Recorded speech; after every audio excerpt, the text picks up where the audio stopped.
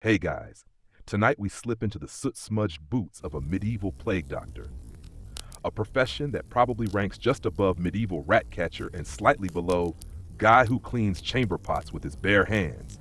You're standing in a flickering candlelit room that reeks of boiled onions and bad decisions.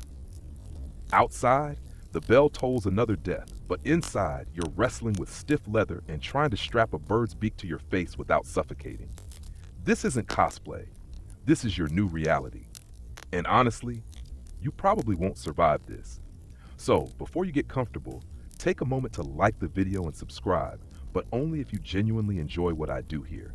Also, drop your location and local time in the comments. I love seeing where and when you're listening. Now, dim the lights. Maybe turn on a fan for that soft background hum, and let's ease into tonight's journey together. You trudge through a narrow alleyway that stinks of spoiled meat and despair, clutching your wooden cane with shaking fingers. The cane isn't just for poking bodies, it's for defense. Because out here, people see that terrifying beaked mask and assume one of two things. You're either here to help, or you're here to spread death. Sometimes it's both. The uniform you're wearing? Let's just say it's the medieval version of a hazmat suit, if hazmat suits were made by a local blacksmith who'd never heard of bacteria. Your coat is made of heavy waxed canvas, or sometimes leather, meant to repel miasma, that invisible evil fog they thought caused the plague. Historians still argue whether this outfit was more about scaring people into keeping distance or genuinely believed to block disease. But it worked, sort of. People definitely kept their distance. You look like a haunted carnival act. Your gloves are thick and clumsy, making it impossible to feel a pulse or do anything delicate. Your boots squelch through the mud, which, fun fact, may or may not contain human remains. Streets aren't paved, they're layered with filth. Then there's the pièce de résistance, the beaked mask. It sticks out like a bird's snout, packed with herbs, spices, dried flowers, even camphor. Things that smell nice, because hey, if you can't cure the plague, you can at least not smell it. Problem is, it traps the scent inside with your breath. So congratulations, you're now breathing hot, humid, lavender vinegar ginger air through tiny glass eye holes, sweating buckets, and on the verge of passing out. Oh, and there's no real ventilation. So if you faint inside the mask, it stays on. Welcome to a claustrophobic game of Plague Doctor Roulette. The bird mask is so infamous now that it's almost a meme, ironically spooky Halloweeny. But back then, it was terror incarnate. For villagers, seeing that mask approach was like watching death himself make house calls. You were an omen, not a comfort. Kids ran screaming, adults crossed themselves, dogs howled, and you'd probably step in something foul while trying to look mysterious. You weren't trained, not really. You might have been a failed barber surgeon, a dropout from a university where they still thought sneezing expelled evil spirits. Maybe you were a second son with no inheritance, and this was the only job left. Some cities literally assigned plague doctors against their will. Contracts were drawn up, and refusal often meant exile or prison. One record from Venice mentions a doctor named Dr. Rocco, who took the job because he'd rather face plague than debtor's prison. Relatable. And when you arrived in a town struck by plague, no one greeted you with tea and biscuits. You got suspicion, glares, sometimes rocks, sometimes worse. People were scared, rightfully so. The Black Death killed millions. The odds were not in your favor. Let's also not forget that unlike modern medicine where your job is to heal, your job here is to document. You note who's sick, who's dead, who has boils the size of peaches. And then, maybe you try some treatments, but mostly, you just record it all. You're part doctor, part scribe, part scapegoat. Your first day on the job, you visit 5 homes. In one, a man is already dead, blackened under his armpits, eyes staring wide in horror. In another, a child coughs blood onto your sleeve. You try not to flinch. In a third, the only patient is a dog, which someone insisted had demonic eyes and must be infected. You leave the dog alone. You're not that brave. By the time you return to your makeshift quarters, an abandoned storage room with a bucket and a cot, you're dizzy. Not from illness yet, but from the sheer sensory overload. Screams, smells, moans, and that mask. That cursed mask still pressing your cheeks, fogging your vision and whispering, "You're not getting paid enough for this." A quirky bit? Some people believe the plague was caused by bad planetary alignment. No, really. The triple conjunction of Saturn, Jupiter, Luck, and Mars in 1345 was widely blamed for the Black Death, as if Saturn's bad vibes drifted down and gave everyone tumors. Even weirder, in parts of France, people wore amulets made of dried toads, because if you're already dying, you might as well try amphibian fashion. You strip off the coat and mask and fall into bed, only to find it crawling with fleas. Wonderful. They didn't know it at the time, but these tiny hitchhikers were part of the real culprit, Yersinia pestis, carried by rats, spread by fleas, and now very much living on your blanket. You swat and scratch, already wondering how many days you've got before you start coughing too. Sleep, when it finally comes, is filled with feverish dreams, birds screaming, bells tolling, and patients with eyes that plead for help you know you can't give. And so begins your life as a plague doctor. No prestige, no respect, and very likely no retirement. You wake up stiff and itchy, the scent of vinegar still clinging to your nostrils like a bad decision you can't undo. You sit up on your lumpy mattress, shooing away a rat that's chewing something that was probably part of a shoe or a toe. Hard to tell anymore. Outside, the town bell tolls again. Another death, another house to visit. You roll out of bed, pull your heavy coat over your shoulders, and jam your mask on with all the enthusiasm of a cat headed for a bath. The city's waking up, but not with songbirds or cheerful market cries. No, what you hear is a chorus of coughing, wailing, and the occasional thud, which, yeah, probably means someone else just dropped dead in their doorway. Your first stop this morning is a street vendor's house. His neighbors said he hadn't come out in 2 days, and his cart of rotting cabbages is attracting flies and something with paws. You knock with your cane, no answer. Knock again, still nothing. So you do what plague doctors do. You walk in, holding your breath, even though your mask already smells like old soup and cloves. He's on the floor, face down, shirtless. There are black pustules on his back the size of chestnuts, and the air is so thick with death you can almost chew it. You write his name in your logbook, Jacques, probably mid-40s, and gently tap his foot with your cane. No movement. Then, suddenly, he groans. You jump like a squirrel on hot coals. He's alive. Barely. His eyes flutter open and lock on yours through your beaked mask. You try to say something soothing, but through the beak and the herbal filter, it sounds like fuff, fuff, He squints, possibly wondering if death has just arrived in cosplay. You try to help him sip some water from your flask, but most of it dribbles down his chin. The only thing you can really do is offer the appearance of help and move on. You leave a sachet of herbs on his pillow, scribble a note for the death cart workers to check in later, and head out. This is your life. You don't cure. You document, poke, and pray. And you do all of that while dodging people's rage. Because here's the thing, people are desperate. And desperation, as you'll quickly find out, makes them dangerous. By midday, you've already been accused of murder twice. The first was a woman whose mother had died in her arms. She screamed that it was your fault, that your mask brought the illness with it. She hurled a pot at you. Luckily, her aim was as bad as her reasoning. The second was a group of young men who thought you were part of a foreign plot to poison wells. That's an actual rumor, by the way. Historians still argue whether that idea spread from existing anti-Semitic tensions or just plain fear. But either way, the result was widespread paranoia. People believed someone had to be responsible for all this suffering. And when you look like a beaked monster with a medical stick, guess who becomes the convenient scapegoat? Sometimes it gets violent. Some plague doctors were beaten. A few were stabbed. One poor soul in Hamburg was thrown into a river. You make a mental note to stay away from bridges. And when people aren't attacking you, they're overwhelming you with hopelessness. They beg you to help their sick child. They cry, clutching your coat, asking if their husband will survive. You give the only answer you can, it depends, which, frankly, is your answer to everything now. Will the city survive? It depends. Will I make it through the week? It depends. Will these boots ever stop squeaking? Definitely not. You trudge through the next few homes. In one, there's a pile of corpses covered in linen. In another, a boy stares at you blankly, clearly too far gone to understand who you are. You leave a cross drawn in chalk on the door as instructed. 1 line if they're infected, 2 if they're already gone. You've stopped caring how many doors have two lines now. Some towns, to make things more efficient, have citizens ring a handbell when they're sick. You can hear it chiming all around you. Ding, ding, ding, a lullaby of despair. One guy does it just to get a doctor's attention faster. Joke's on him.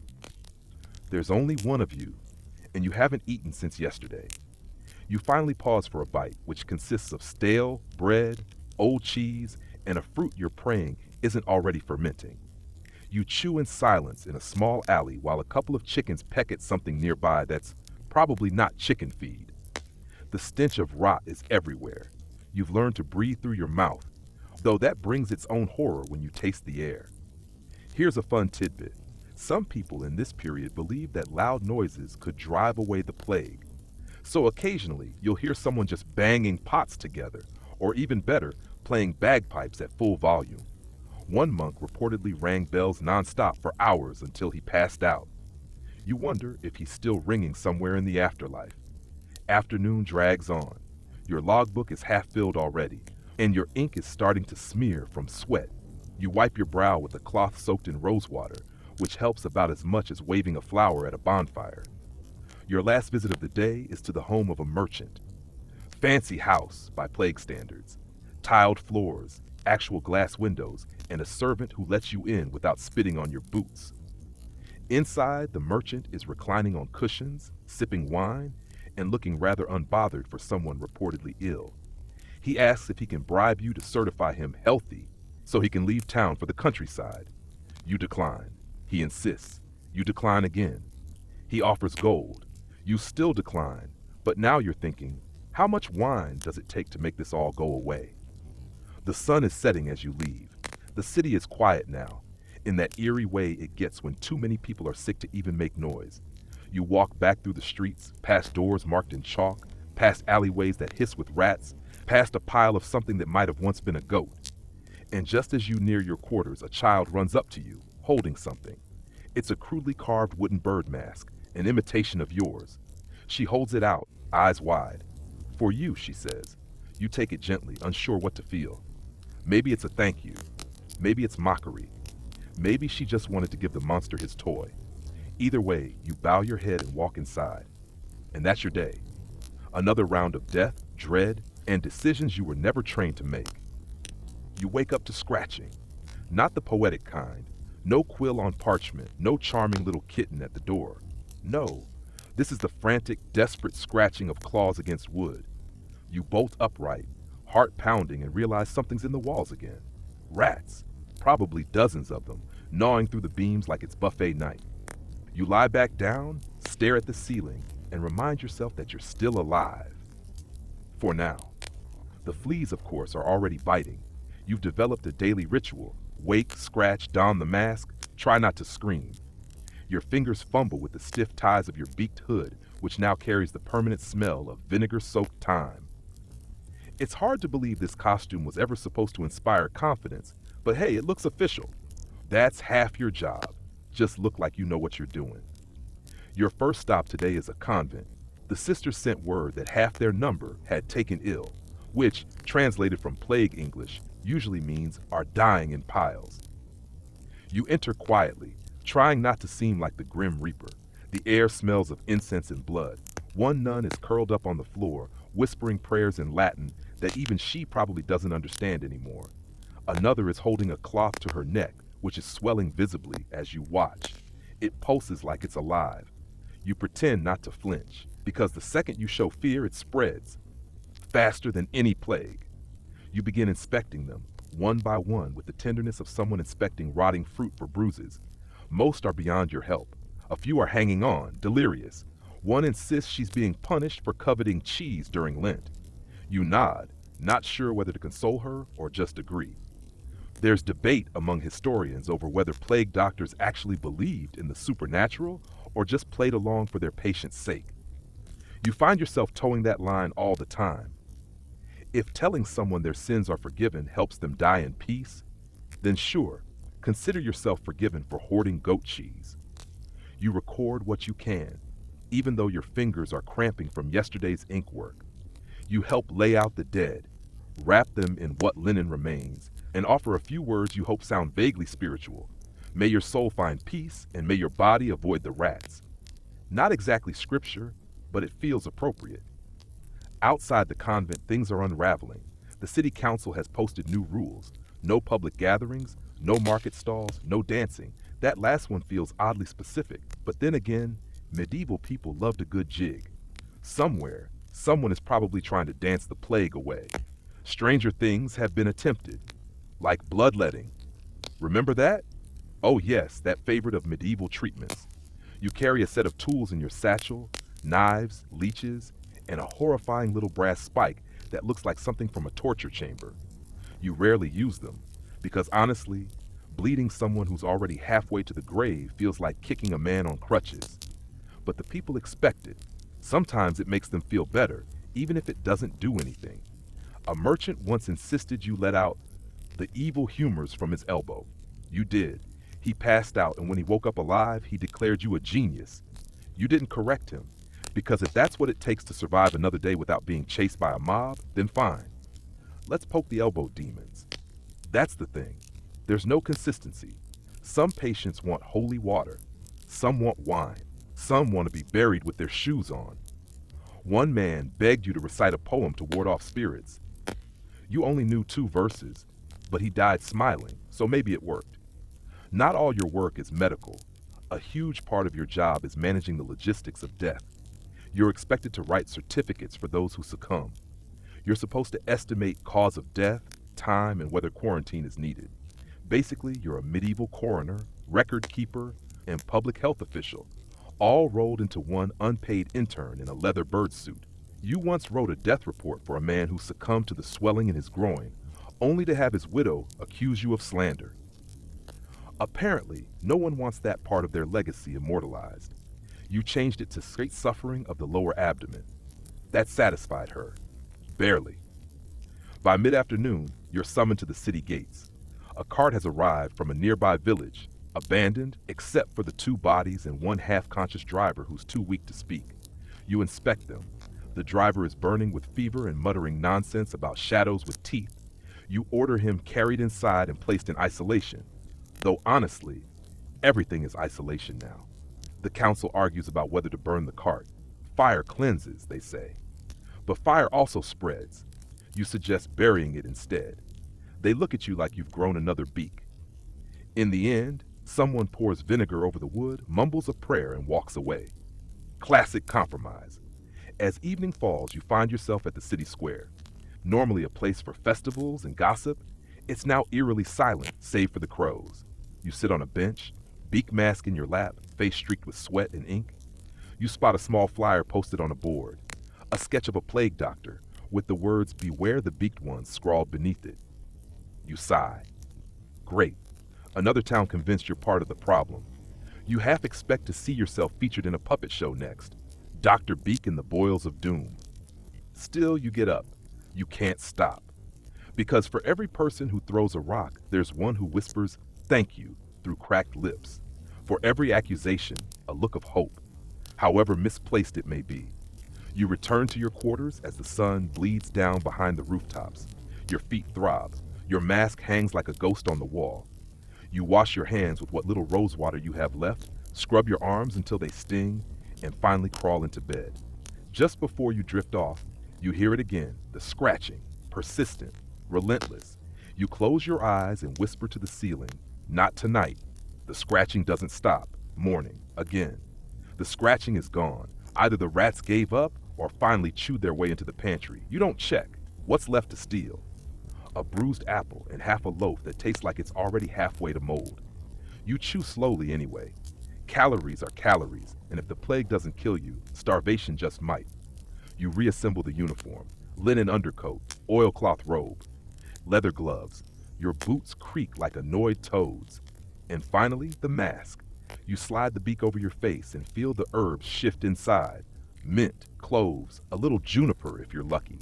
A portable potpourri designed to shield you from miasma, the so-called bad air they think spreads disease. Historians still argue whether most people genuinely believed in miasma or just found it less terrifying than invisible demons or divine punishment. But in practice, everyone blames the air or Jews or God or sometimes frogs. There's a theory in Provence that frogs brought the plague. Yes, frogs. Your first patient today is actually not dead yet, which is the medieval equivalent of a miracle. She's a washerwoman, maybe 40, wrapped in rags and curled on a straw pallet. Her skin glistens with sweat, her eyes are wide and darting. She tries to speak, but her tongue is too swollen. You offer water. She gulps it like it's the last kindness in the world.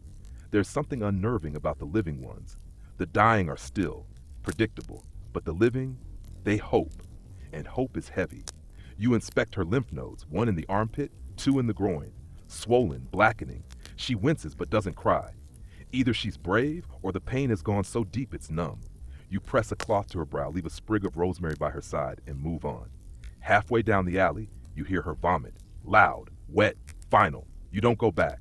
Instead, you're stopped by a messenger. Not the official kind. The city's lost most of those. This boy is probably no older than 12, filthy as a chimney sweep, with a scroll tied in a bit of twine. He hands it over and dashes off before you can thank or curse him. The note is from the bishop. One of the priests has fallen ill. He requests your swift and merciful attendance, which is a flowery way of saying, get here fast and maybe bring holy water. The cathedral looms in the center of town like a stone mountain. You push open the doors and are met by cold incense and candle smoke. It always smells like judgment in here. A robed acolyte leads you to the sick priest, who's in a side room, wrapped in so many layers he looks like a holy burrito.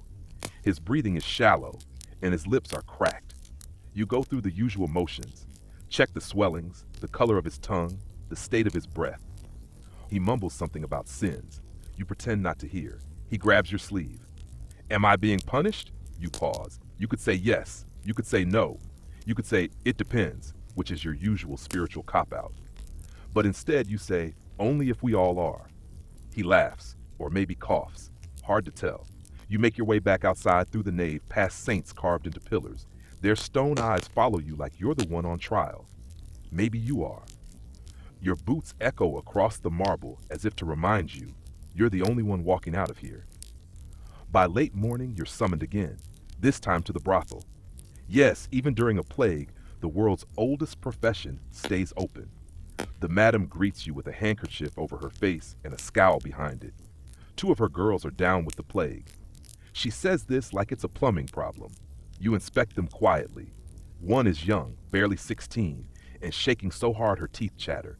The other lies still, eyes open but unseeing. You close them gently with gloved fingers. The madam crosses herself and then asks if business will be affected. You don't answer. You just draw 2 lines in chalk on the door frame. She sighs and tells you to use the back exit. Classy. On your way out, you pass a fiddler in the street. He's playing a tune you recognize, something that once meant celebration. Now it sounds like mockery. Children dance around him, laughing, no masks, no shoes, just barefaced, barefoot hope sprinting through the streets like it's not the end of the world. You want to shout at them. But what would it change? Instead, you visit the hospital, which is more barn than clinic. Beds are packed side by side. No space, no privacy, no quiet. The moaning is constant, the stench unbearable.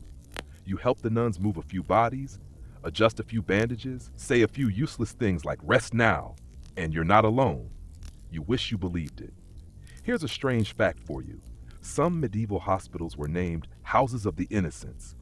Bit ironic, considering nobody leaves them innocent or intact. One doctor you met claimed he cured 3 people last week. You asked how. He whispered, I just didn't let them die. You nodded like it made sense. Sometimes you feel like a child playing doctor with real consequences. Late afternoon brings a small reprieve.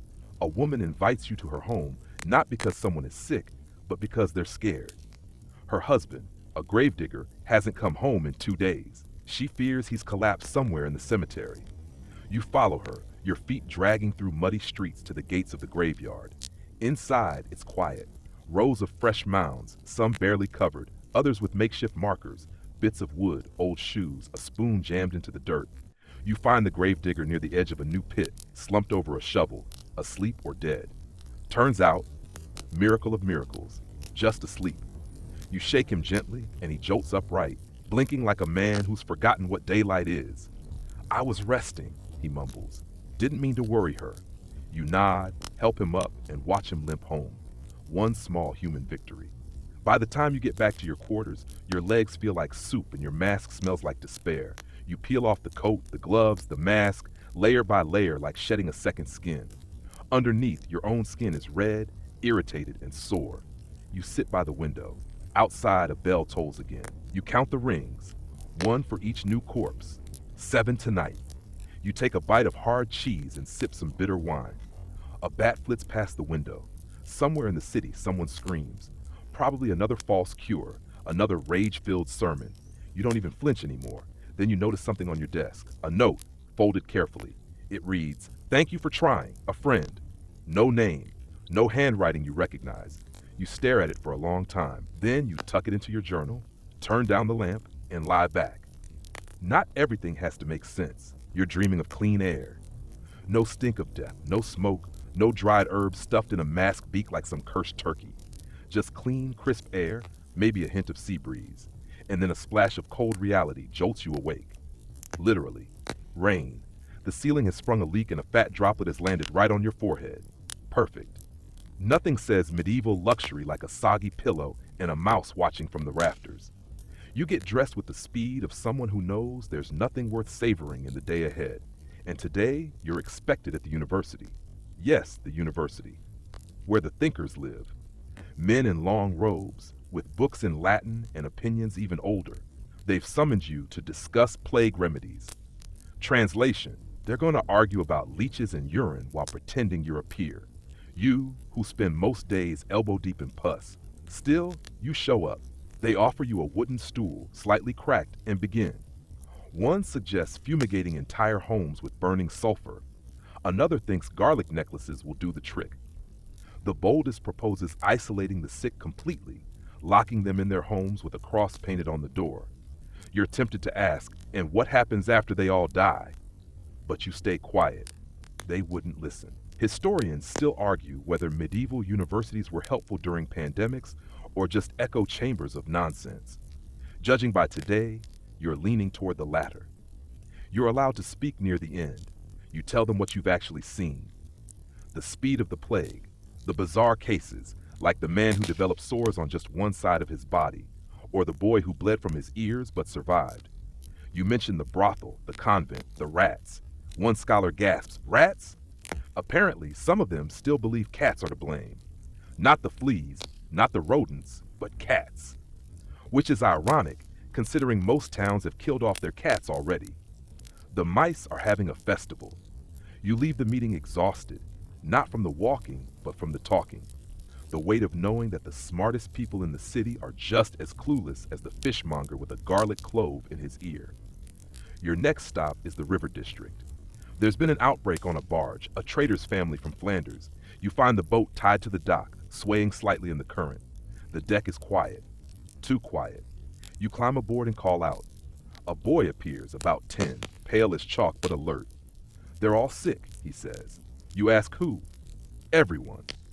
Inside the boat, the heat hits you like a wall. No airflow, no light, just the thick stench of rot. You count 6 people, 3 alive, barely. The boy's mother is moaning in a corner, curled like a shrimp.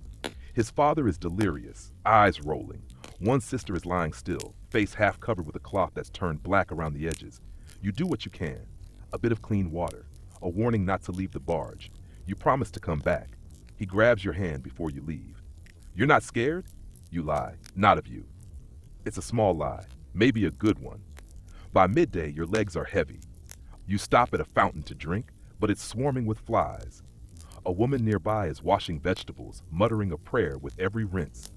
You try not to think about the fact that the same water probably touched a corpse an hour ago. You're already too hydrated with plague lore. You stop by the printer's shop, one of the few non-sick households in town. The printer nods, barely looking up. He's busy churning out flyers, prayers, protective charms, false remedies. Today's bestseller, St. Sebastian's Shield Against Pestilence. It features an engraving of the saint looking oddly fashionable, arrows and all. You ask him if it actually helps. He shrugs. People pay for hope. That sticks with you. People pay for hope. Maybe that's what you are now. A walking, sweating, vaguely bird-shaped symbol of hope. Horrifying, yes, but hopeful in a desperate sort of way. If you're still walking around, maybe there's still a chance. Back on the streets, a man in a red cap accosts you. He's shouting about the plague being a punishment for the city's sins, dancing, gambling, bad bread. You try to step around him, but he follows, waving a crucifix like it's a sword. He wants you to join his march.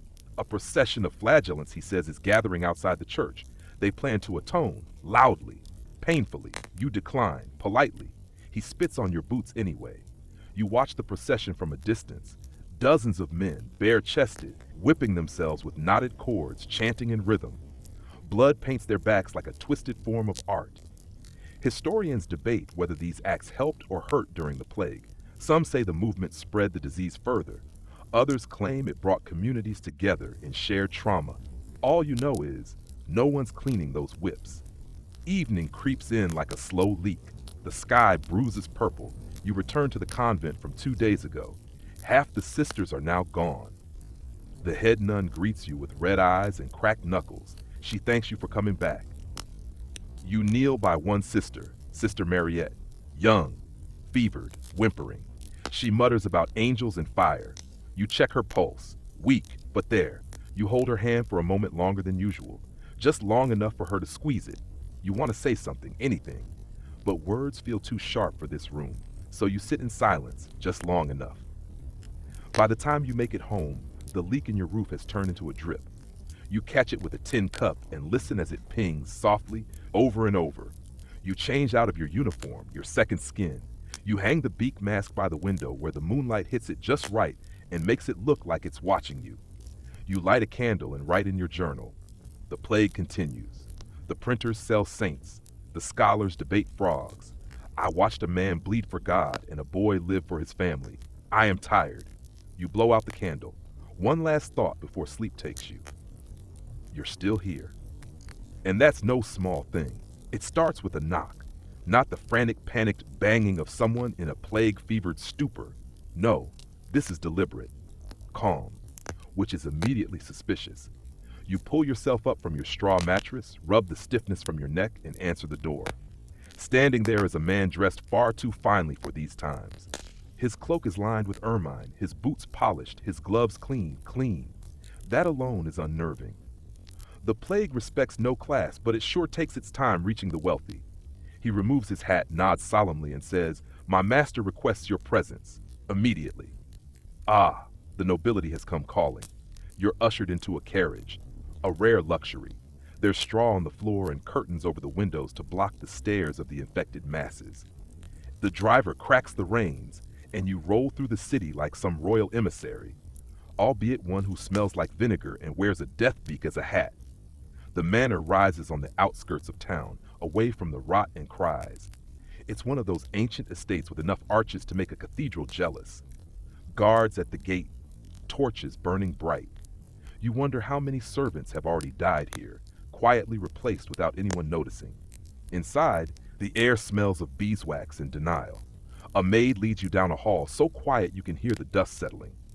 You're brought to a grand chamber where a man lies on a canopied bed, soaked in sweat and wrapped in more velvet than a coronation robe. His face is red, blistered. Not plague blisters, something different. You begin your examination. No buboes, no blackened limbs. But his breath is shallow, and he's clearly delirious. The lady of the house stands nearby, dabbing her eyes with a lace kerchief and shooting you desperate glances between sobs. You ask what symptoms came first. She hesitates. He wouldn't stop laughing. Laughing? Apparently, her husband started laughing uncontrollably 3 days ago. Then the fever came. Now he can't speak, just mumbles and grins with vacant eyes. You sit back. Not plague, then. Possibly ergot poisoning? Moldy rye can do strange things. Historians still argue whether certain demonic possessions of the period were really just peasant parties gone wrong after a bad harvest. Or maybe mercury poisoning. Or syphilis. The man could have picked up something exotic during a crusade, or one of those diplomatic trips that end in mysterious illnesses. You prescribe cool cloths and clean water. Then you add a dose of sage tea, more for ceremony than medicine, and advise isolating him just in case. The lady looks crushed that you haven't offered a miracle. You almost tell her no one's handing those out anymore. Instead, you nod and leave. In the hallway, you notice something peculiar. A painting. It shows the nobleman, years younger, standing proudly next to a servant. The servant's face has been carefully scraped off the canvas, not painted over, scraped, a subtle act of erasure. Whatever happened here, this house is no stranger to secrets. The ride back feels longer. You watch the city unfold from the carriage window. Beggars huddling under arches, a child throwing stones at a pigeon, a priest blessing a man who's clearly already dead. You're dropped off at the same corner where you were collected, as if nothing happened. Your next patient is the town executioner. Yes, even death has to call for help sometimes. He greets you with a nod. No hood today, just a deeply scarred face and an arm wrapped in cloth. Turns out while disposing of a corpse, something bit him. Not an animal, a man, a sick one, not yet dead, took a chunk out of his forearm. You inspect the wound, ragged, red, starting to swell. You should have come sooner, you tell him. I had to finish the day's work, he shrugs. Can't just let heads pile up. You clean the wound with vinegar. He doesn't flinch. You warn him the infection might spread. He just grunts. Won't be the worst thing that's happened to me. You believe him. He asks if he's doomed. You say maybe. He nods again and offers you something wrapped in cloth, a bottle of strong liquor smuggled from the merchant docks. For the pain, he says, yours or mine, you take it. Later tonight, it'll help. As you leave, he calls out, "Hey, doctor." You turn. "Thanks for treating me like a person." It hits you in the gut. Back in the alleys, the day is winding down. But the work isn't. You're flagged down by a young couple, tears streaming down their faces. Their child, no older than 4, is curled up in a blanket, breathing fast, shallow. The mother holds the child like she's the last thing in the world, holding her together. You kneel, heart already breaking. You do what you can, which isn't much. Water, a tincture, gentle words. You tell them to keep her cool, keep her comforted, and then you pause, because the girl opens her eyes and smiles. It's a miracle, or maybe just luck, or maybe she's not sick at all, just cold and tired. You don't say that. You let them believe. They need it more than truth. You write uncertain diagnosis in your notes, which is doctor code for let's all cross our fingers and pretend this ends well. As the sun sets, you make one last stop, the candlemaker's hut. He's one of the few who hasn't taken ill, possibly because his work requires open flame, boiling wax, and no visitors. He hands you a fresh bundle of beeswax candles, your barter for helping his cousin last week. The cousin died, but not before whispering a family recipe for wax wound seals. So maybe not a total loss. You thank him. He hands you a bonus candle shaped like a skull. Thought you'd appreciate it, he says. You do, in a grim way. You return home under a sky that looks painted by ash and sorrow. The streets grow quiet. The rats get bolder. Inside, you light the new candles. They smell faintly of honey and burning hope. You sit at your desk and write. The rich fall. The poor rise. The executioner bleeds and thanks me. A child smiles through sickness. I am more tired than yesterday, less afraid. Outside, another bell tolls. This one is different. Not for a death, but for curfew. Stay indoors. Let the dark pass. You lie down, cradled by creaking floorboards and whispering wind. Your beak mask watches from the corner. Just before sleep comes, you whisper a little prayer. Not to any saint or savior, just to time. Let me make it to morning. You wake up to silence. No shouting, no church bells, no coughing echoing through thin walls. Just silence, the kind that makes your ears ring because they're not used to stillness anymore. But the calm never lasts. You blink twice, adjust to the grayish morning light, and then you hear it. Again, this was one less polite than the noble's page yesterday, more urgent, rhythmic. The kind of knock that says, someone is dying, probably quickly. You slip on your cloak, mask in hand, boots barely laced, and open the door.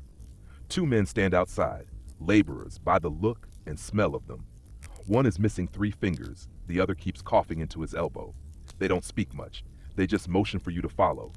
You do, because that's your job, or your curse, or both. They lead you to the tannery district. You've avoided this area when possible. Even in plague-free times, it stinks of animal hides, stagnant water, and regret. The stench today? Somehow worse. Inside the tannery, the floor is slick with who knows what. You carefully navigate your way past vats of dye and soaking skins until you reach the back room, where a woman lies on a makeshift bed of stretched leather. Her face is flushed. Her body jerks every few seconds in a half-conscious seizure.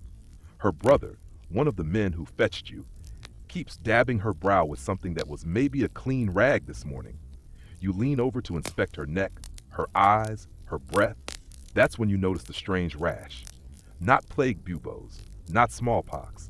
This is something different. Her skin looks like it's blistering beneath the surface, like she's being cooked from within. You ask if she ate anything odd. Her brother shrugs. Boiled rat? You pause. Boiled rat is not as rare a dish as it should be these days, but even that shouldn't cause this. You suspect chemical exposure. Maybe tannin poisoning. After all, they handle some nasty stuff here. But you're not sure.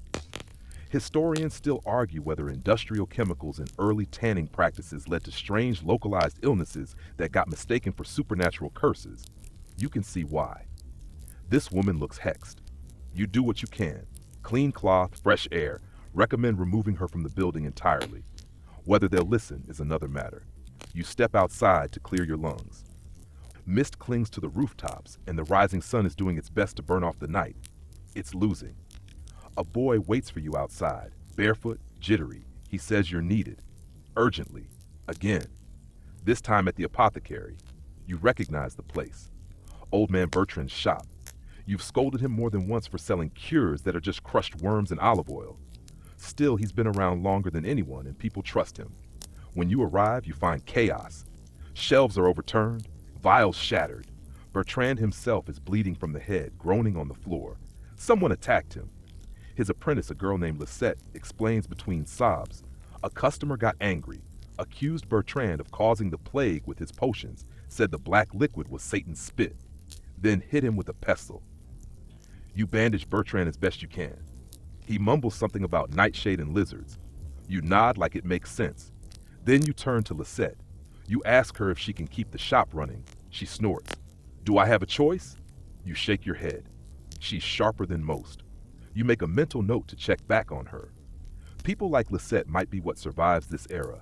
Too stubborn to die, too smart to burn. Outside, a new sound cuts through the morning. Chanting. A group of townspeople are moving down the street, holding signs and crucifixes, singing badly. They're calling for the city council to expel all foreigners and Jews, claiming they've poisoned the wells. Your stomach drops. You've heard this before. Every time the plague tightens its grip, someone has to be blamed. Never the fleas, never the rats, never the leaky sewage pits. Always the outsiders. Always the invisible scapegoats. You retreat into an alley and wait for the crowd to pass. You'd intervene if you thought it would help. But you've seen what happens to plague doctors who get in the way of fear. They don't get second chances. You take a shortcut toward the cathedral. You've been asked to check on Father Marius, the head priest. You didn't expect the church to request your help. They usually prefer divine intervention to medical, but apparently he's not waking up. The cathedral looms ahead, half shrouded in scaffolding and bird droppings. Inside, it's dim and still. You find Marius in the rectory, slumped in a chair like a marionette with its strings cut. He's breathing, barely. A younger priest hovers nearby. He claims Marius fainted during morning prayer and hasn't stirred since. You examine the old man. No fever, no rash, no plague marks. Just collapse. You suspect exhaustion, maybe a stroke. The man's been conducting 5 services a day, fasting, praying for hours on end. You almost laugh, not because it's funny, but because even God's own mouthpiece isn't immune to burnout. You leave him in the care of the younger priest, suggesting, blasphemous as it may be, that Father Marius might survive longer if he just slept. You step outside, and the bells ring again. More deaths. The tolls are getting closer together now. Soon there won't be enough time between them to finish the ringing before the next name is added.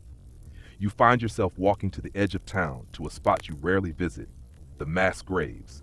They call them plague pits, though that name doesn't capture the scale. It's not a hole, it's a chasm, dug by the condemned, watched by the city guards, filled every day with wheelbarrows of the dead. You stand at the edge and peer in. Some of the bodies are wrapped, most are not. There's no order, no names, just limbs tangled together in a final anonymous embrace. You see a doll, a boot, a wedding ring. The stench is unholy, not just decay, but despair. This is where hope goes to be forgotten. A gravedigger nods at you. He recognizes your mask, doesn't speak, just points to the fresh bodies waiting. You nod back. What else is there? You leave quickly, before the flies start to follow. As evening falls, you stop at the butcher's, not for meat. He hasn't had real meat in weeks, but for the gossip. Butchers always know things, and this one tells you the baker's son ran off with a nobleman's daughter, and that the tailor's wife has taken to painting crosses on their door, even though no one's sick. Just in case, she says. Fear is now airborne, not just the disease. You return home, bone-tired. You light the skull candle. It flickers like it's laughing at you. You write, "The tanner's sister boils from inside. The apothecary bleeds. The priest collapses. The mass grave yawns wider. I walked among them all and still returned. I fear I won't always." You close your eyes and dream of silence again. You wake up to the sound of shouting. Not just one voice, but dozens. Angry, desperate, overlapping in waves like a mob breaking against the gates of civility. You bolt upright and throw on your mask, though something deep in your gut tells you this isn't a medical call. When you open the door, the street is chaos. A group of townspeople is dragging a man by the arm, shouting words like witch and traitor and poisoner. His clothes are noble, too clean, too fine for this part of town, and they're in tatters now. You recognize his face beneath the blood. Sir Elaine, an apothecary patron, and a man you once saw argue that garlic and urine were enough to stop the plague. That didn't age well. You push through the crowd, announcing yourself with that bird mask, which usually buys you a few seconds of silence. It works. People part for you like they're afraid touching you might make them catch death twice. You demand to know what's going on. Someone shouts that Alan was seen spreading something near the town well. Another yells he was speaking in Latin, casting evil words. And someone else swears he saw Alan with a pouch of dried frogs, because apparently that's enough evidence now. You examine Alan. His hands are bleeding, wrists bound with rope. His eyes, though, are furious, too proud to beg, too scared to speak. You ask if he had anything on him. One of the men dumps a satchel at your feet. Inside, powdered herbs, a flask of vinegar, some chalk drawings. Not exactly satanic. Maybe dumb, definitely superstitious, but not a death sentence. You try to calm the crowd, suggesting Alan be taken to the city magistrate. That's when someone throws a rock. It misses you but hits Alan in the ribs. He doubles over. The next one hits his head. You yell, but it's pointless now. The mob has broken open and logic isn't invited. They beat Alan right there in the street. You can't stop it, not alone. So you back away, heart pounding, bile rising, and you whisper a quiet lie to yourself. He was already too far gone. Later, when the crowd thins and the bloodstains are still wet, you find the pouch of dried frogs again. Turns out they're not frogs, they're dried figs. That's somehow even more absurd. You write about it in your journal that night. The plague strips away the skin of order, and what's underneath is teeth. You're called that afternoon to a monastery outside the city walls. A cart waits to take you, driven by a monk in brown robes who won't meet your eyes. The monastery is old, built during a time when good architecture meant, can it survive a siege? It's quiet when you arrive, unnaturally so. Brother Remiel meets you in the cloister. His hands shake as he explains that half the monks are sick, the other half won't leave their cells, and the abbot has locked himself in the bell tower after receiving a vision. You nod. You're not even surprised. Remiel leads you through dim hallways lined with statues of saints, many of them missing noses or fingers. Time has not been kind. You pass a scriptorium where pages of unfinished manuscripts flutter in the breeze from a shattered window. You wonder if the scribes will ever finish them. The infirmary is worse than you imagined. 12 men lie in rows, twitching, sweating, muttering prayers in Latin and French, and something you don't quite recognize. A few stare straight ahead with glassy eyes, whispering to people who aren't there. One is repeating the same line over and over. The fish has no eyes. You don't know what that means, and you don't want to. You try to treat them. Fresh linens, vinegar compresses, even a syrup of poppies to ease the worst of it. But something feels wrong. This isn't just plague. The symptoms are twisted, inconsistent. Remiel confesses that the monks recently accepted a shipment of holy relics from the south, bones of a minor saint, supposedly. The crates were never opened. Could be coincidence. Could be imported death. Historians still argue whether the movement of so-called relics during pandemics was superstition, corruption, or mass contamination in disguise. You suspect all three. As night falls, you ask to speak to the abbot. Remiel hesitates, then leads you to the bell tower. The door is locked. You knock once, no answer. Twice, still nothing. On the third knock, you hear a voice from within. Don't come up, the bells are speaking. That's a new one. You look at Remiel. He shrugs. You leave the abbot to his ghostly carillons. You sleep in the monk's library that night, curled between shelves of theology and dusty scrolls, surrounded by silence and secrets. The books smell like damp wool and forgotten truths. The next morning, Remiel is gone. You find him in the courtyard, lying on a bench, arms crossed over his chest like he arranged himself for burial. There's no sign of a struggle, no sign of peace either. You cover his face with his robe and ring the chapel bell once. You leave the monastery before breakfast. You don't have the stomach for communion. Back in town, the tension is thicker than the summer heat. People have started burning rosemary at their doors again, convinced it keeps death out. You pass 3 homes with bright red crosses painted on their shutters. One of them has a dog barking endlessly inside. No one answers the door. You make your way to the mayor's quarters. You've been summoned. The guard at the gate eyes your mask like it might bite him. Inside, the mayor looks worse than usual. His face is gray, his eyes bloodshot. He offers you wine you decline and motions you to sit. He tells you the people are talking about miracle cures, secret conspiracies, and a prophecy scrawled on the wall of the butcher's shop in goat blood. He says panic is spreading faster than plague, and he needs your help to calm the masses. You ask how. He slides a parchment across the table, a speech, one written in your name. It praises the city's leadership, urges obedience to quarantine rules, and assures the people that recovery is near. It's full of lies. You stare at the parchment, then at the mayor. He says you'll read it from the cathedral steps tomorrow, or someone will read it wearing your mask. You take the parchment. You don't agree, but you take it. That night you write, "Truth dies quietly, in a locked room, under a fake name," and the skull candle flickers like it agrees with you.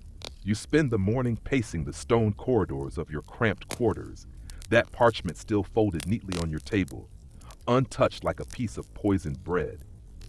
The speech glares at you, your name inked at the bottom, your reputation shackled to a performance you didn't write. You rehearse the lines anyway, but your tongue rebels. Words like "we are winning" and "the plague is receding" curdle in your throat. Winning? Maybe in the same way a drowning man is winning if he hasn't sunk yet. Outside, church bells toll the hour. You slip on the mask. The cathedral steps are already crawling with townsfolk by the time you arrive. Some wide-eyed and expectant, others suspicious, arms folded, hands tight around knives hidden beneath cloaks. Children cling to their mother's skirts, and someone's goat is chewing on a copy of the local edict nailed to a nearby door. You'd almost laugh. If your jaw wasn't clenched so tight it might snap. The mayor waves you forward from the shadows of a stone arch. You climb the steps, each one echoing like a drumbeat. You face the crowd. Then you do the last thing anyone expects. You crumple the parchment in one gloved hand and toss it aside. For a breath, there's silence. You speak in your own words, measured, steady, but painfully honest. You admit what you know, what you don't, and what's plainly beyond anyone's control. You tell them how the disease isn't some punishment or foreign spell, but a force of nature, maddening and pitiless. You talk about washing hands, cleaning tools, keeping distance, not as miracle cures, but as shields in a war with no generals. You even say the line from your journal, "Truth dies quietly, in a locked room, under a fake name." And this time, it lands like a hymn. You expect rocks. Instead, there's quiet nodding. A few people cross themselves. Someone even claps. You descend the steps and don't look at the mayor. His silence is permission enough. That evening, you're back to work. No rest. Just another plague house to visit. This one belongs to a carpenter who once carved saints' faces into doorframes for luck. Guess that luck ran out. You knock, and when no one answers, you push the door open. Inside, it's strangely clean. A small fire still smolders in the hearth. A bowl of broth sits untouched on a table, and the carpenter lies on his back beside the window, stiff and pale, arms folded like Remiel's. But here's what's different. Beside him lies his wife, alive but weak, shivering in a blanket, eyes dull with fever. Her pulse is barely there, her breathing shallow. You set to work, murmuring quietly, as if kindness can thicken the air enough to keep her tethered. You boil vinegar, change her linens, feed her a spoonful of water with honey. You leave a sprig of thyme near her pillow, not because it works, but because the smell is soothing. And let's face it, you need the placebo as much as she does. You return the next day. She's better. Not cured, not yet, but she's breathing easier. And she's whispering something, a name maybe. You stay until she sleeps again. Historians still argue whether individual care made any real difference in plague survival, or if it was simply a matter of luck and timing. But in that house, with that woman, it feels like something mattered. You walk home lighter that evening, not happy, just suspended above the mud by a few inches. That night, a storm rolls in. Wind howls down the alleys like a choir of wolves. Thunder rattles the panes of your window. And through it all, you sleep deeply for the first time in weeks. When you wake, the sky is still bruised and purple. The town feels quieter, not in a good way. As you step outside, a boy runs past you, panting, barefoot, and shouting, "They burned it down!" You catch him by the sleeve. What did they burn? He swallows hard and points south. The apothecary's hall. You sprint. Or at least you do what passes for sprinting in heavy robes and a beaked mask. Your boots slap wet cobblestone. Your breath claws its way through damp linen. The apothecary hall is gone. Or almost. The stone frame still stands, blackened and steaming. But the roof has collapsed, and everything inside, herbs, tinctures, ledgers, records, is ash. The fire was set deliberately, that much is obvious. You find broken vials near the door, a shovel embedded in scorched dirt, and footprints heading in every direction. Apparently, someone spread a rumor that the apothecaries had made a pact with death, that the medicines were poison, that the powdered basil you've used 100 times was actually the ground bones of children. You kneel in the rubble, pick up a burned spoon. It's warped from the heat. And you realize something. The people are no longer afraid of dying. They're afraid of the wrong things. And fear, once it mutates, spreads just as fast as any plague. You return home to find your door marked in chalk. 3 vertical lines. It's a symbol, an accusation, maybe plague, maybe witchcraft. Either way, a warning. You scrub it off, and then you do something unthinkable. You take off the mask, not forever. Just for a moment. You sit by the fire and stare at it in your hands. This grotesque artifact you've hidden behind for months. It smells faintly of vinegar and sweat. You place it gently on the table. Then you look at your face in a cracked mirror. You barely recognize it. Sunken cheeks, eyes with shadows the size of cathedrals, a line on your forehead that definitely wasn't there before. You don't cry. You haven't cried in weeks, maybe years, but your shoulders shake anyway. You whisper to yourself, not in Latin, not in doctrine, just in a soft, unsteady voice. I don't know how much longer I can do this. And the mirror, kind soul that it is, keeps your secret. Later that night, there's a knock. You open the door, expecting the worst. Instead, it's a young girl. She holds out a folded note. No words, just a drawing. It's you in your mask standing beside a tree, and next to you is a child holding your hand. She points to herself. You don't recognize her, but she recognizes you. You look at the drawing again, then back at her, and you realize, maybe once, weeks ago, you saved her brother or her mother, or maybe you just gave her a piece of bread when no one else would. You take the picture, you nod, and for the first time in days, your smile is real. You wake before dawn, the house still wrapped in a deep, humid silence. The only sound is the faint scratch of your quill on parchment, your only way to make sense of the madness outside. You're writing again, forced to capture the chaos so that maybe, someday, someone will understand. Today you add a note about the birds. Yes, the birds. They're everywhere now. Black crows, ravens, and sparrows gathering in massive chittering flocks on rooftops, twisting like living shadows against the pale sky. You've seen them before, sure, but now they seem different. Like they know, like they watch, like they're waiting. The townsfolk talk about the birds as omens, messengers of death, or worse, spies for the plague itself. Some claim the birds peck at the eyes of the dead to make sure the disease doesn't hide. Others swear they carry the sickness in their feathers, spreading it wherever they fly. You're skeptical, but the thought makes your skin crawl. In truth, You think the birds are just opportunists, drawn by the scent of decay and desperation. But historians still argue whether these birds helped spread the plague or simply profited from its havoc. You peer out your window, watching the flocks wheel in the sky. One lands near a butcher stall, pecking at a discarded bone. It looks up at you briefly, and you swear you hear a dry caw that almost sounds like a warning. You shudder and turn away. Your next call is to a widow's house on the edge of town. You find her sitting on a stool, wringing her hands, eyes rimmed red. Her husband's been dead for days, and now her daughter is sick. You prepare your tools, vinegar-soaked cloth, the needle for bloodletting, the pungent herbs tucked into your robe pockets. The tools are crude, but what else is there? The widow offers you bread and cheese, but you decline. Food tastes like ash lately anyway. As you work, the girl twists and moans, the telltale swell of buboes beneath her arms. You sterilize your needle with vinegar, despite knowing full well it probably won't save her. You prick the swollen lump, and a dark, foul liquid oozes out.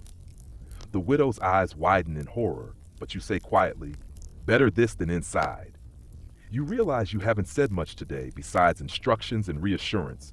Words seem too fragile for this place. Before you leave, the widow presses something into your palm, a small carved wooden bird. A token of gratitude or superstition? Maybe both. You tuck it into your robe. Back in your quarters, you lay the bird on your desk next to the mask. You almost laugh that these tiny reminders of hope live beside the instruments of death.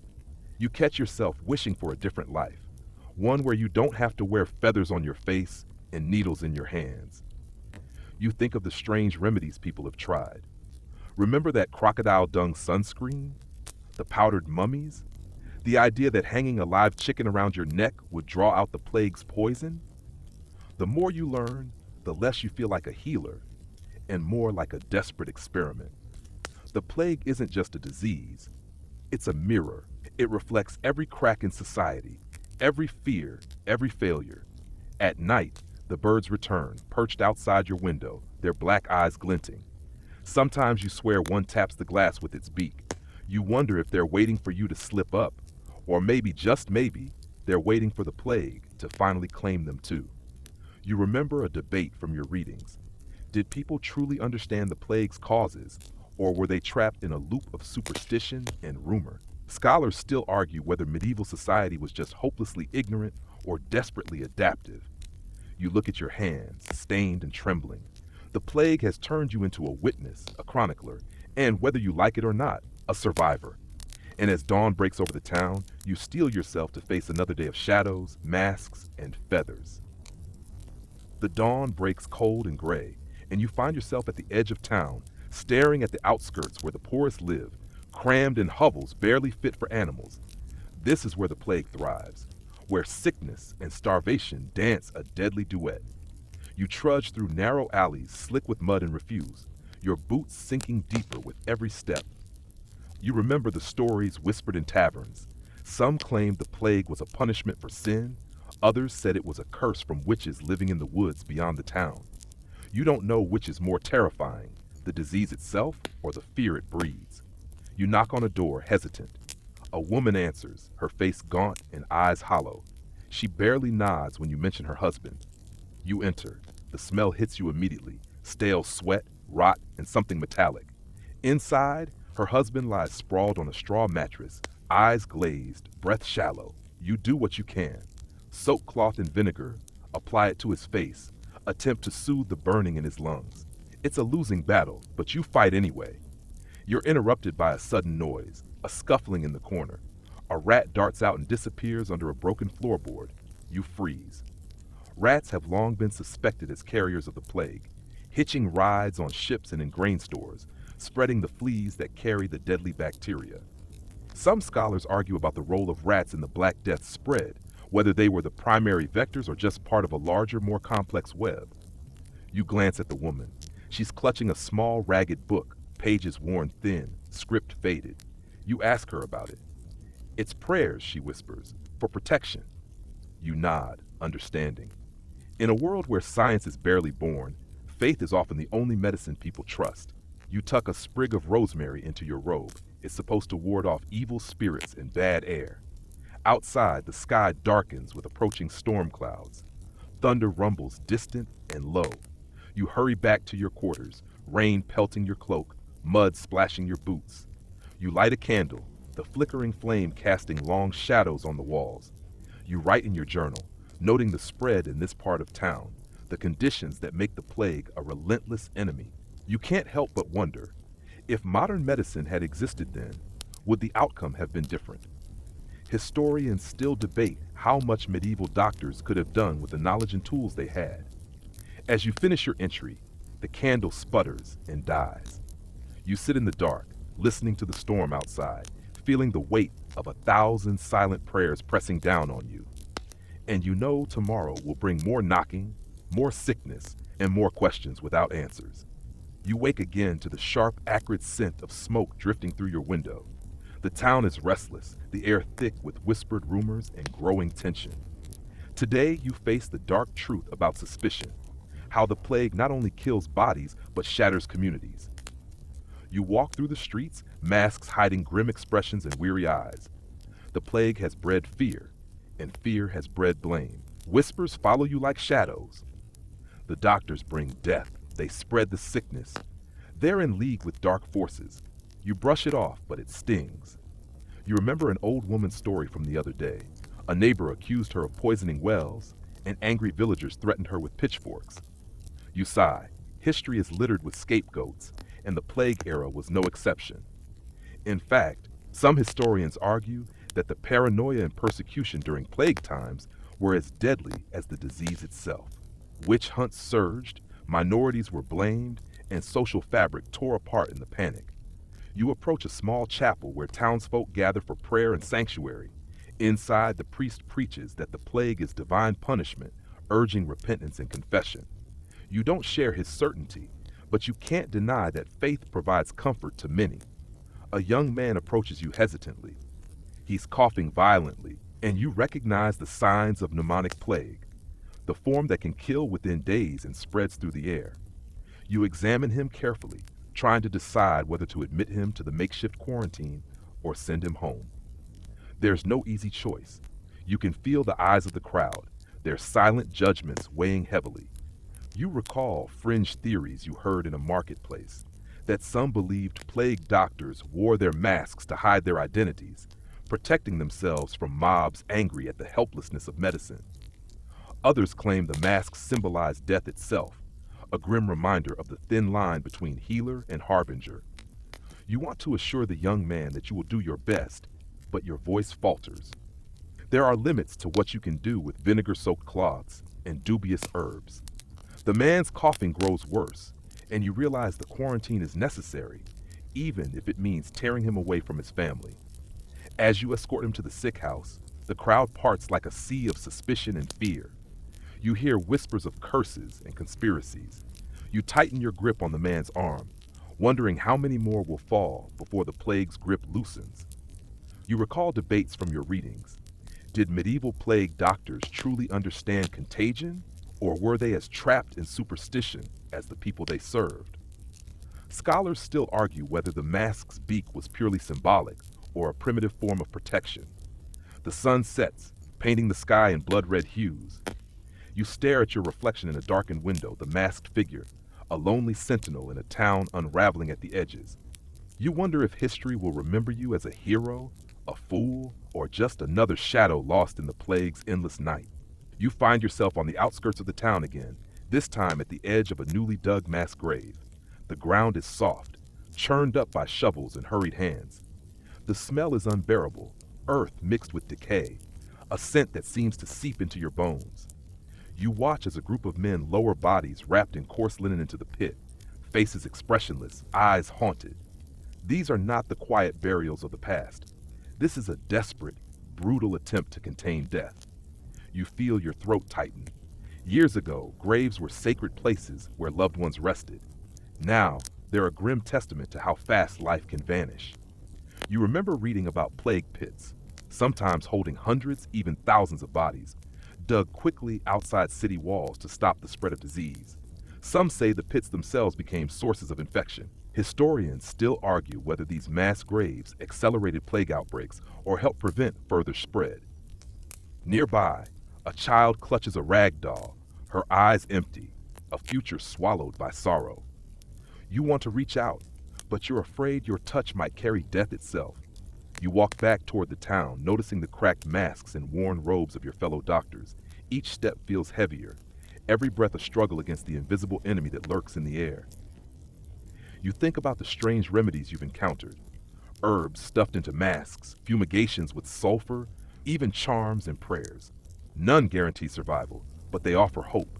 And sometimes, hope is all anyone has. You pause at a well, staring into its murky depths. Legends say wells were poisoned by enemies to spread the plague faster. Others claim the water was pure but feared. You recall debates among scholars. Was contaminated water a vector, or merely a scapegoat for an unknown killer? The plague doctor's life is a patchwork of such mysteries, half-answered questions, and desperate rituals.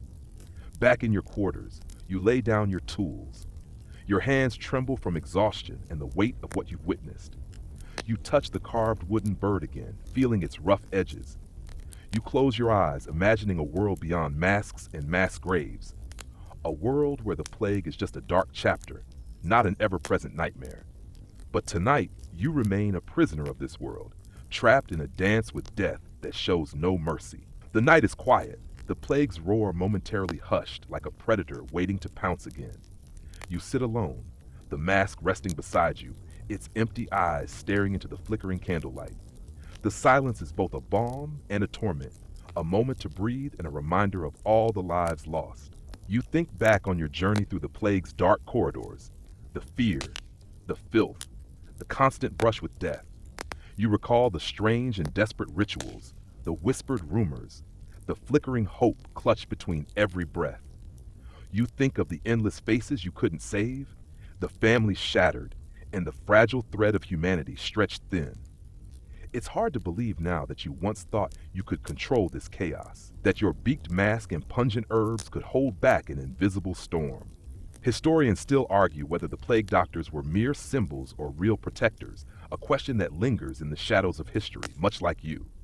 Outside, the wind sighs softly through the empty streets, carrying with it the faintest hint of something sweet, a memory of life before death. You breathe it in, letting it settle deep in your chest. In the end, being a medieval plague doctor wasn't about heroism or science. It was about survival. Survival in a world where death walked hand in hand with life, where every moment was borrowed time. You reach for the mask again, sliding it on as if donning armor for one last battle. You step into the night, ready to face the unknown once more. And maybe, just maybe, that's enough. Now dim the lights, maybe turn on a fan for that soft background hum, and let's ease into tonight's journey together. The world has grown still now, and you find yourself sinking into a quiet calm, like the soft sinking of a boat settling into gentle waves. The shadows of plague-ridden streets fade slowly, replaced by the delicate hush of night's embrace. Your breath eases, each inhale softer, each exhale slower, as if the weight of centuries is lifting just a little. Imagine the distant chiming of a bell, echoing faintly through empty lanes, carried by a cool breeze that brushes your skin like a whispered promise of peace. The heavy scent of vinegar and herbs fades, replaced by the gentle scent of rain-soaked earth and blooming flowers. Reminders that even the darkest times eventually give way to renewal. You are not alone here. Not really. The faces of those long gone drift past like flickering candle flames. Some thankful, some sorrowful, all part of a story woven through time. You carry their memory lightly now, with a kind of quiet reverence. The mask, once a symbol of dread, now feels like a relic, an echo of courage, confusion, and humanity wrapped in linen and leather. And you? You are the witness to that strange, fragile dance between life and death. So let your mind float free, your thoughts gentle, as the night wraps around you like a soft, warm blanket.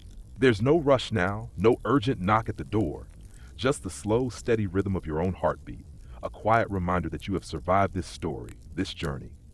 Rest easy, knowing that the darkest nights do end, and dawn, with its soft light and new beginnings, is always waiting just beyond the horizon. Sweet dreams.